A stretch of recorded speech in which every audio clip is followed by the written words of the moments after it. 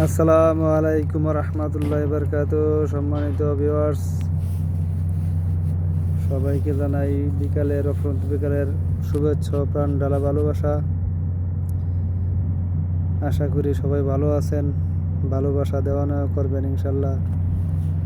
আপনিও আমার ভিডিও দেখবেন, আমিও আপনার ভিডিও দেখবো, লাইক কমেন্ট শেয়ার করবেন। আস্তে আস্তে ছোট ফ্যামিলি বড় হয়ে যাবে ইনশাল্লাহ। আর ইসলামী কাজে আল্লাহর রহমত থাকে। অবশ্যই ইসলামিক পোস্টগুলো যেভাবে পাবেন সোশ্যাল মিডিয়ায় ছড়াই দেওয়ার চেষ্টা করবেন। আমরা চাই সোশ্যাল মিডিয়াটা ইসলামিক একটা প্ল্যাটফর্ম হয়ে যাক, যাতে আমরা ইসলামী দাওয়াত সবার ঘরে ঘরে পৌঁছে দিতে পারি। আজকে আলোচনা করব আমাদের বাংলাদেশের গ্র্যান্ড মুফতি আব্বাসীর কিছু কথা নিয়ে। উনি নিজেকে বাংলাদেশের একমাত্র গ্র্যান্ড মুফতি হিসেবে দাবি করেন। ওনার চেয়ে বড় কোনো আলেম দেশে নাই। তাই ভাবলাম তার বিষয়ে দুটা কথা বলি, না বললে তো নয়। উনি কথায় কথায় মানুষকে কাফের ফতোয়া দিয়ে দেয়, বউ তালাক দিয়ে দেয়।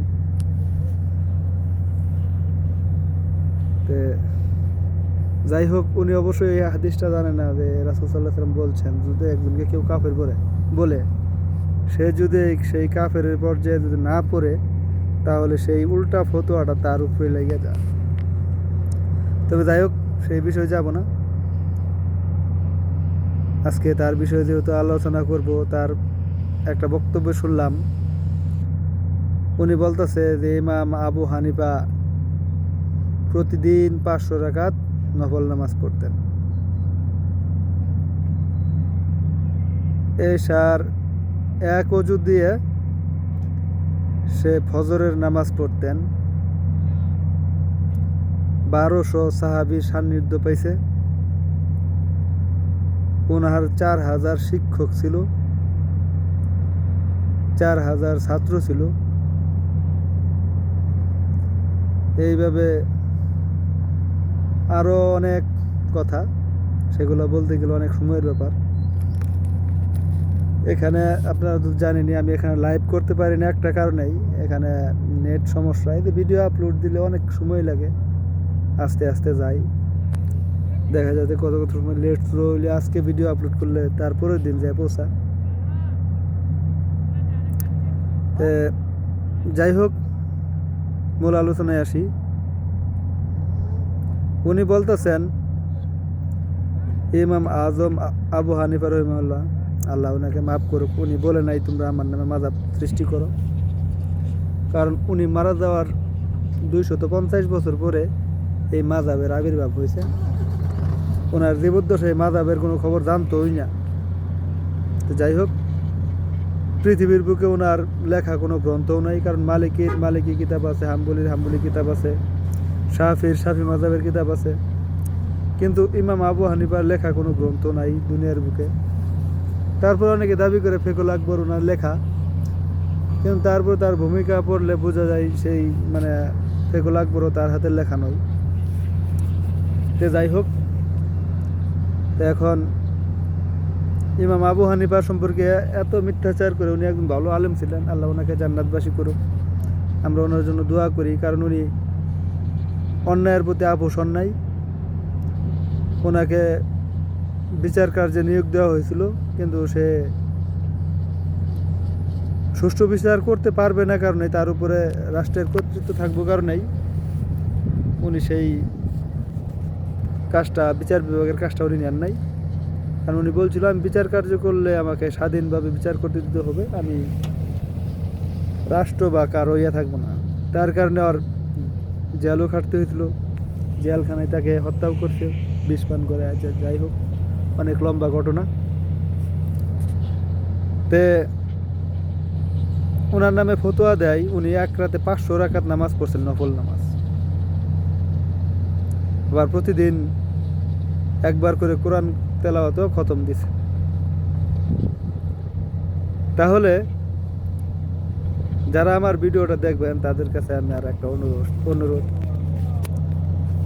যদি প্রতি রাকাত নামাজ পড়তে যদি একটা আলেম, আমরা তো দৌড়ে দৌড়ে নামাজ পড়ি, তারপরে 2 রাকাত নামাজ পড়তে 3-4 মিনিট সময় লেগে যায়। যদি ভালো একটা আলেম যদি ভালোভাবে নামাজ পড়ে, তাহলে প্রতি রাকাতে 2 মিনিট করে সময় অন্তত পক্ষে লাগবে। তাহলে 500 রাকাত হলে 500 পূরণ 2 1000 মিনিট, সাথে 17 রাকাত ফরজ আর হচ্ছে 12 রাকাত সুন্নত। 17 আর 12 29, 29 দুগুণে 56, না 29 দুগুণে 58, আরও যোগ দিলাম 58, হয়ে গেল আপনার 1058 মিনিট। এটাকে যদি ডিভাইড করি, ভাগ করি, আপনার 24 ঘন্টায় দিন তো 1058 ভাগ হচ্ছে 60 মিনিটে ঘন্টা, তাহলে 17.17 ঘন্টার উপরে হইতেছে।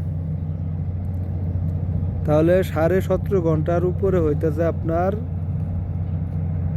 শুধু নামাজ পড়ার টাইম সারাদিনে। তো 17.5 ঘন্টা হলে তাহলে বাকি থাকে আপনার 2.5 আর 4, 6.5 ঘন্টা। এই 6.5 ঘন্টা টাইমের ভিতরে আপনার একবার কোরআন খতম দেওয়া, আবার মনে করেন মানে পুরা কোরআন 1 পারা না 2 পারা না, পুরা কোরআন খতম দেওয়া, তার সাথে প্রস্রাব পায়খানা খাওয়া দাওয়া, এটাও আছে। তো এটা কি আপনাদের বুধগুমে চলে? 1 দিন 2 দিন হলে একটা কথা, যে 1 দিন 2 দিন জুলুম করে তাড়াতাড়ি করে নামাজ পড়ে এই করছে কোরআন খতম, একদিনে তো দেওয়া সম্ভব না। যদি সহি শুদ্ধভাবে কোনো জায়গায় 1 আলিফ আছে, কোনো জায়গায় 2-3 আলিফ আছে, 4 আলিফ আছে, এইভাবে টান দেওয়া যদি সুষ্ঠুভাবে যদি নামাজ আদায় করে, কোরআন তেলাওয়াত করে, তাহলে 3 দিনের নিচে দিনে 3 পারা পড়াই তো মানে 10 পারা পড়াই তো অনেক কষ্টসাধ্য হয়ে যাবে। কারণ 1 ঘন্টায় 1 পারা সুষ্ঠুভাবে বললে, সহি শুদ্ধভাবে তেলাওয়াত করলে প্রতি পারা 1 ঘন্টা লাগে। 10 পারা কোরআন তেলাওয়াত করতে আপনার 10 ঘন্টারই দরকার। 3 দিনের নিচে তো কোনো ক্রমেই সম্ভব না। আচ্ছা, তা গেল। এরপরে উনি এশার অজুতে ফজরের সালাত আদায় করছে 40 বছর একাধারা। এটা কি সম্ভব? আবার 30 বছর একাধারা রোজা করছে। তাহলে ওনার স্ত্রী ছিল, স্ত্রী সহবাস কখন করছে? তার কি স্ত্রী সন্তান ছিল না? এই যে মানুষগুলাকে, মূর্খ মানুষগুলাকে সামনে পায়, উল্টা পাল্টা যা পাই বলে দেয়, কোনো এদিক সেদিক তাকায় না। তার কথার যে একটা ওজন আছে, তার একটা ফতোয়ার উপর যে মানুষ আমল করে, সেই আমলটা যদি বরবাদ হয়ে যায়, এর 12 যে তার নিতে হবে, সেটা কি তার জানা নাই? আমি যদি আপনাকে একটা নেক আমল করার কথা বলি, সেটা যদি আপনি করেন, আপনি যতটুকু সওয়াব পাবেন, আমি অতটুকু সওয়াব পাবো। আর যদি ওই আমলটা আমি ভুল বলি, সেটা যে আপনি করেন, আপনার যে পাপ হবে তার চেয়ে ডাবল পাপ আমার হবে। তো কাজেই এই সমস্ত মূর্খ আলেম থেকে আপনারা সাবধান।